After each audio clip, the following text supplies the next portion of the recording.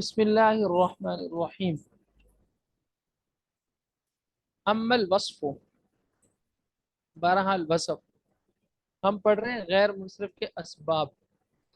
ان اسباب میں سے ایک وصف تھا، ایک سبب تھا عدل۔ عدل کے بارے میں ہم نے کل مکمل ڈیٹیل کے ساتھ پڑھ لیا تھا۔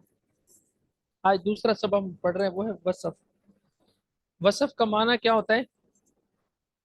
کہ جو کسی کی حالت، کیفیت اور صفت اچھائی یا برائی کو بیان کرے، وہ وصف ہے۔ وصف کی تعریف مصنف رحمۃ اللہ علیہ نے نہیں کی، کیونکہ یہ عام فہم تعریف ہے اس کی۔ وصف کی جو تعریف ہے یہ بالکل عام فہم تعریف ہے کہ وصف کس کو کہتے ہیں۔ کسی کی اچھائی، برائی، کیفیت، حالت بیان کرنے کو وصف کہا جاتا ہے۔ اور یاد رکھیں کہ وصف جو ہے وہ متعین ذات پر دلالت نہیں کرتا، بلکہ وہ مبہم ذات پر دلالت کرتا ہے۔ اس کے مقابلے میں آتا ہے علم۔ علم جو ہے وہ متعین ذات پر دلالت کرتا ہے، وہ مبہم ذات پر دلالت نہیں کرتا۔ اس کو مثال سے سمجھ لیں۔ جیسے آپ کہتے ہیں عالم، قاری، شریف، اچھا آدمی، گندا آدمی، یہ ساری صفتیں ہیں۔ اب یہ دیکھیں، اچھا کوئی بھی ہو سکتا ہے، عالم کوئی بھی ہو سکتا ہے، متعین نہیں ہوتا۔ لیکن جو علم ہوتا ہے وہ متعین ہوتا ہے۔ اب آپ کا نام رکھا آپ کے والد صاحب نے خالد سیف اللہ، تو متعین کر کے آپ کے والد نے آپ کا یہ نام رکھا نا، تعیین کر دی۔ تو علم کے اندر تعیین ہوتی ہے، وصف کے اندر تعیین نہیں ہوتی، وصف کے اندر ابہام ہوتا ہے۔ وصف وہ صفت کسی کی بھی ہو سکتی ہے، اور نام جو ہے اسی بندے کا ہوتا ہے جو اس کے والدین نے اس کے لیے رکھا ہوتا ہے۔ یہ فرق بھی آپ کو سمجھ میں آ گیا وصف اور علم کے اندر۔ تو وصف جو ہے یہ غیر متعین پر دلالت کرتا ہے، متعین پر دلالت نہیں کرتا۔ فلا یجتمع مع العلمیت اصلا۔ اب یہاں سے مصنف رحمۃ اللہ علیہ بیان فرماتے ہیں کہ وصف جو ہے یہ علمیت کے ساتھ جمع نہیں ہوگا۔ یعنی ایسا نہیں ہو سکتا کہ ایک لفظ غیر منصرف ہو اور اس کے دو سببوں میں سے ایک وصف ہو دوسرا علم ہو، ایسا نہیں ہو سکتا۔ اس کی وجہ کیا ہے؟ اس کی وجہ یہ ہے کہ وصف جو ہے متعین پر دلالت نہیں کرتا اور علم متعین پر دلالت کرتا ہے، تو گویا یہ آپس میں دونوں متضاد ہیں۔ جب یہ دونوں آپس میں متضاد ہے تو ایک جگہ جمع کیسے ہو سکیں گے؟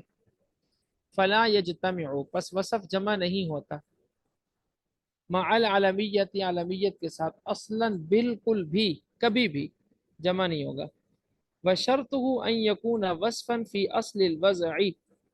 اب یہاں سے مصنف رحمۃ اللہ علیہ وصف کے غیر منصرف کا سبب بننے کی شرط بیان فرماتے ہیں۔ فرماتے ہیں ہر وصف غیر منصرف کا سبب نہیں بنتا، ہر صفت یہ غیر منصرف کا سبب نہیں بنتی، بلکہ وہ صفت، وہ وصف غیر منصرف کا سبب بنتا ہے کہ جو اصل وضع کے اندر وصف ہو۔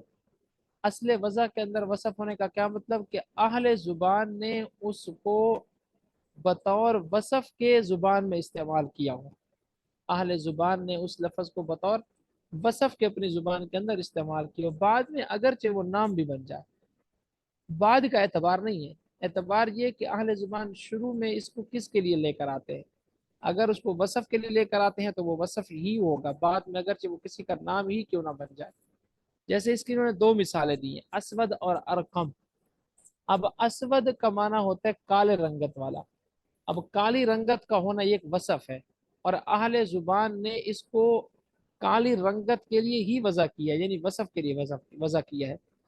اور ارقم یہ ہے چت کبرے رنگ کا ہونا، وہ جس میں ڈبے ڈبے سے بنے ہوتے ہیں، ایک ڈبہ کسی رنگ کا ہوتا ہے، دوسرا ڈبہ کسی رنگ کا ہوتا ہے، چت کبرا رنگ اس کو بولتے ہیں۔ اب ارقم کا مطلب ہوتا ہے چت کبرا۔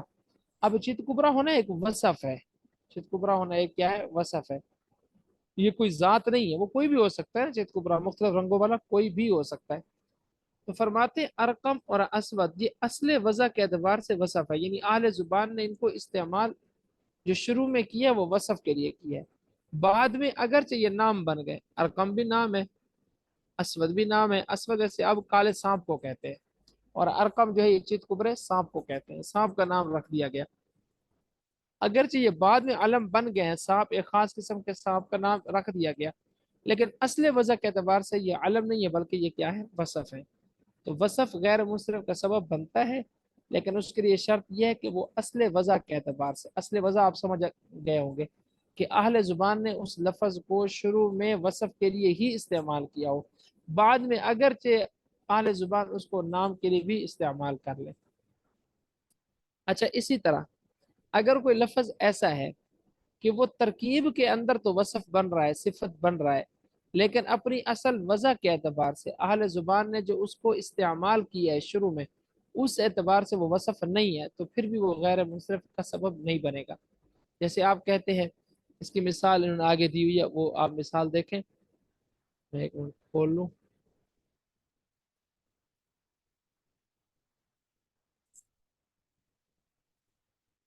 جیسے یہ مثال دیکھیں، مررت بنسوتی اربعین، مررت بنسبتی اربعین۔ اب یہاں پر اربعین یہ صفت ہے نسبہ کی، اب ہونا تو چاہیے تھا کہ اربع غیر منصرف ہو، کیونکہ اس میں دو سبب بظاہر پائے جا رہے ہیں۔ ایک یہ کہ یہ وزن فعل ہے، اربع فعل کا وزن ہے نا، افعل، احمد، انصر، یہ سارے فعل کے وزن ہیں، تو اس میں دو سبب موجود ہے، ایک وزن فعل اور دوسرا وصف، کیونکہ یہ صفت بن رہا ہے نسبت ان کی، لیکن اس کے باوجود یہ غیر منصرف نہیں ہے بلکہ یہ منصرف ہے۔ اس کی وجہ یہ ہے کہ اربع کا لفظ اپنی اصل وضع کے اعتبار سے، یعنی اہل لغت نے اربع کے لفظ کو وصف کے لیے استعمال نہیں کیا، بلکہ اربع کے لفظ کو گنتی میں ایک خاص عدد کے لیے استعمال کیا ہے، اور وہ عدد کون سا ہے؟ چار، یہ چار کے لیے استعمال ہوتا ہے، گویا یہ گنتی میں سے چار کا ایک نام ہے، 1 2 3 4 5 ہے نا، ون کا نام ون رکھ دیا گیا، ٹو کا ٹو رکھ دیا گیا، اسی طرح عربی کے اندر جو گنتیوں کے نام رکھے گئے ہیں، تو چوتھے نمبر کا جو گنتی کا ہندسہ آتا ہے اس کا نام کیا رکھ دیا گیا؟ اربع۔ تو یہ اصل میں نام ہے، علم ہے، یہاں اگرچہ بطور وصف کے استعمال ہو رہا ہے لیکن اس کا اعتبار نہیں ہے، اعتبار یہ ہے کہ لفظ اصل وضع کے اعتبار سے کیا ہو؟ وصف ہو۔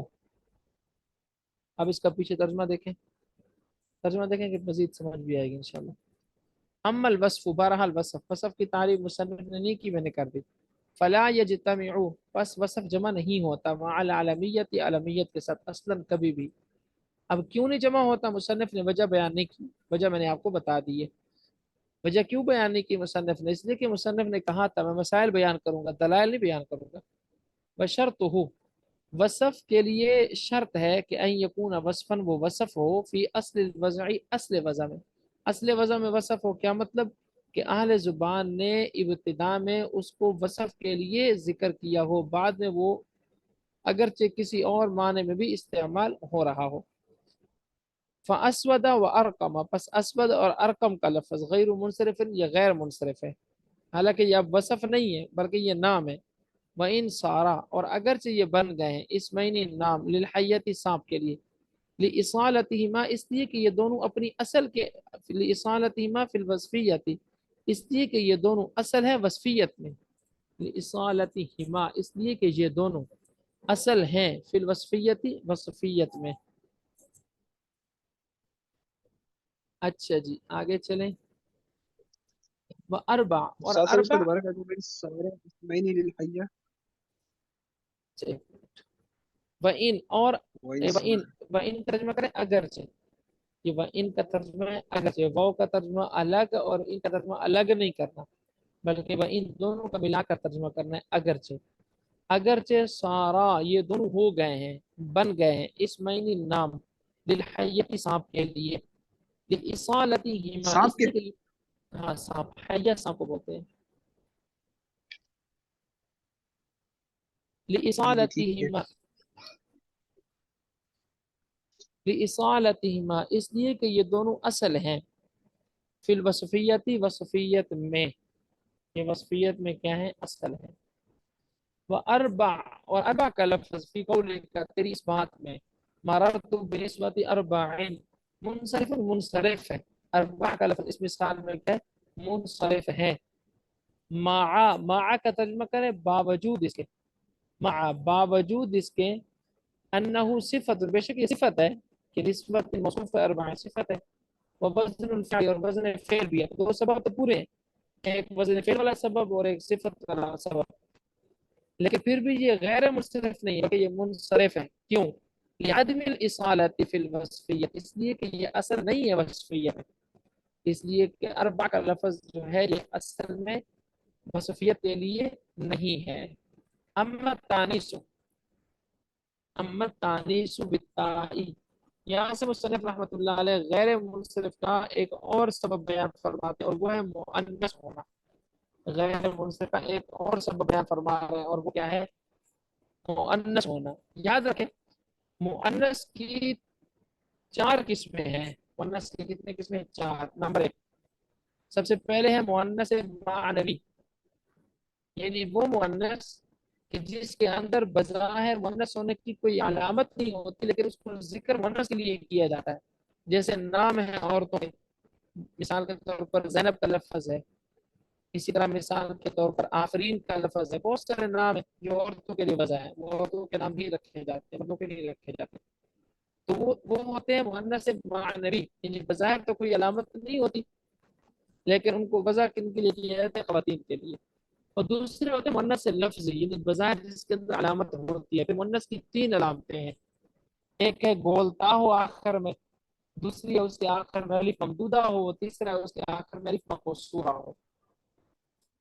اب یاد رکھیں مؤنث معنوی سب سے پہلے اس کو ہم سمجھتے ہیں کیونکہ اس کی تفصیل زیادہ ہے۔ مؤنث معنوی یعنی وہ مؤنث لفظ جس کے آخر میں گولتا بھی نہیں ہے، الف مقصورہ بھی نہیں ہے، الف ممدودہ بھی نہیں ہے، اس کے اندر علامت بظاہر موجود نہیں ہے۔ اب ایسا لفظ غیر منصرف کا مؤنث معنوی وہ غیر منصرف ہوگا، لیکن اس کے لیے چند شرائط ہے۔ پہلی شرط یہ ہے کہ وہ لفظ، وہ نام جو ہے تین حرفوں سے زائد ہو۔ پہلی شرط کیا ہے؟ کہ وہ لفظ تین حرفوں سے، وہ نام جو ہے تین حرفوں سے زائد ہو، جیسے زینب تین حرفوں سے زائد ہے۔ اور اگر وہ تین حرفی ہو تو پھر درمیان کا حرف متحرک ہو، درمیان کا حرف کیا ہو؟ متحرک، جیسے ساکارہ، قرآن مجید میں ما سلککم فی سقر، تمہیں جہنم میں کس نے ڈالا؟ اب ساکر یہ مؤنث معنوی ہے کیونکہ جہنم کا نام ہے نا، جہنم کے لیے بولے جانے والے تمام الفاظ مؤنث ہیں، تو یہ مؤنث معنوی ہے، بظاہر اس کے اندر کوئی علامت موجود نہیں ہے، تو یہ غیر منصرف کا سبب بننے کے لیے شرط یہ ہے کہ وہ تین حرفوں سے زائد ہو، اگر تین حرفوں سے کم ہو تو درمیان کا حرف متحرک ہو۔ اس کے درمیان میں قاف جو کہ متحرک ہے، اس کے درمیان میں کیا ہے؟ قاف، سقر، وہ متحرک ہے۔ اور تیسری شرط یہ ہے کہ اگر درمیان کا تین حرفوں سے زائد بھی نہیں ہے، درمیان کا حرف متحرک بھی نہیں ہے، تو پھر وہ غیر منصرف کا سبب بنے گا، لیکن اس کے لیے پھر ایک اور شرط آ جائے گی، وہ شرط یہ کہ وہ عجمی لفظ ہو، وہ کیا ہو؟ عجمی لفظ، جیسے ماہن جورن، ماہن جورن، یہ کیا ہے؟ عربی الفاظ نہیں ہے السلام بلکہ یہ، علیکم استاد جی جی استاد، یہ آواز تھوڑی کٹ رہی ہے، لگتا ہے آپ کے مائک کا کوئی مسئلہ ہے۔ جی، سب کے پاس کٹ رہی ہے بتائیں؟ جی جی سب کے استاد پاس محترم کٹ کٹ کے آ رہی جی جی استاد، تھوڑی اچھا کٹ کٹ کے آ ایک رہی منٹ، جگہ جی جی چینج کر لیتا ہوں، ابھی بتائیں؟ اب ٹھیک ہے۔ ٹھیک ہے۔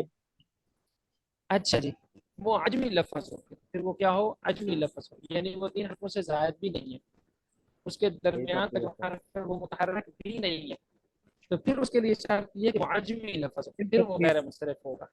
پھر پھر وہ کٹ کیا رہی ہے ہوگا؟ آواز۔ یعنی یہ نیٹ کا شاید مسئلہ ہے، آواز کٹ رہی جگہ چینج کرتا ہوں، نیٹ ویسے کا مسئلہ نیٹ ہے۔ کا پھر مسئلہ ہوگا۔ اب مجھے بتائیں،